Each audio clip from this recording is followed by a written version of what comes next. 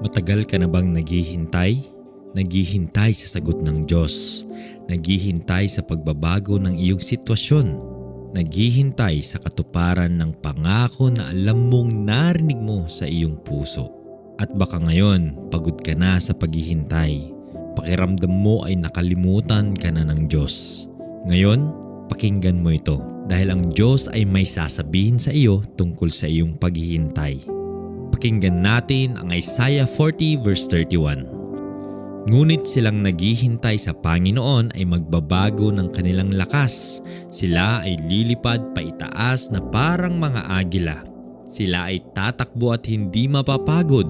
Sila ay lalakad at hindi manghihina. Pansin mo ang salitang magbabago ng kanilang lakas?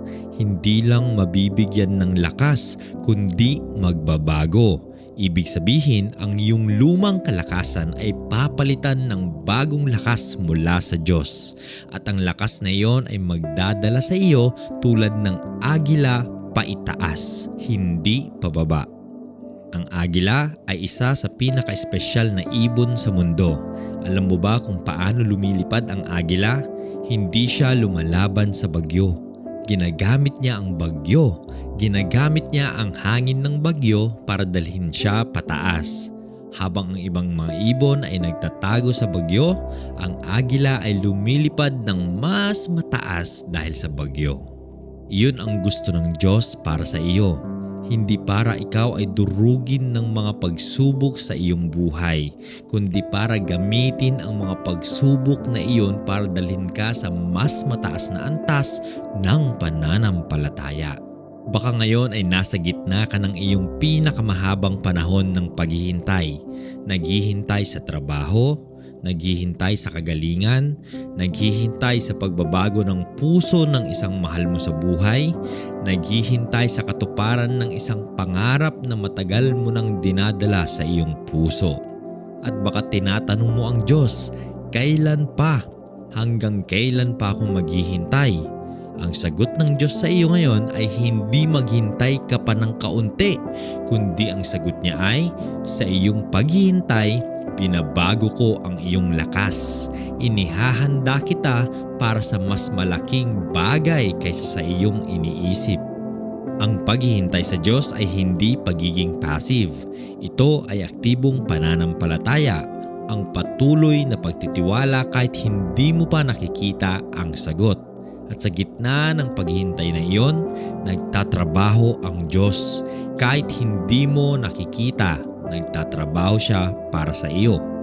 Baka ngayon ay matagal ka nang nagdarasal para sa isang bagay at hindi pa rin dumadating ang sagot. At baka pakiramdam mo ay sinasayang mo lang ang iyong oras sa pagdarasal.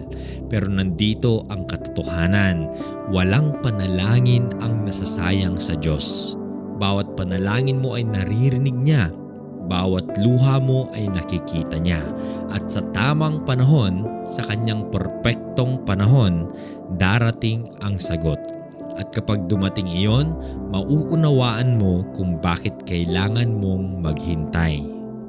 Huwag kang sumuko sa paghihintay. Ang iyong agila ay papawiin ng Diyos sa tamang oras. Magtiwala ka sa proseso. Manalangin tayo.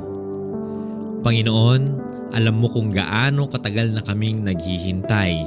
Alam mo ang bawat panalangin na aming iniaalay sa iyo at ang bawat luha na kasama nito. Ngayon, pinipili naming magtiwala sa iyong panahon. Baguhin mo ang aming lakas sa aming paghihintay at tulungan mo kaming lumipad tulad ng agila pataas kahit nasa gitna pa kami ng bagyo. Sa pangalan ni Jesus, Amen. Tandaan, silang naghihintay sa Panginoon ay magbabago ng kanilang lakas. Ang iyong paghihintay ay hindi nasayang. Ito ay nagtatrabaho para sa iyo. I-share mo ang video na ito sa isang taong pagod na sa paghihintay ngayon. Mag-subscribe sa Voice of Hope, bagong Bible Meditation tuwing Lunes, Miyerkules at Biyernes. Hanggang sa muli, mahal kayo ng Diyos.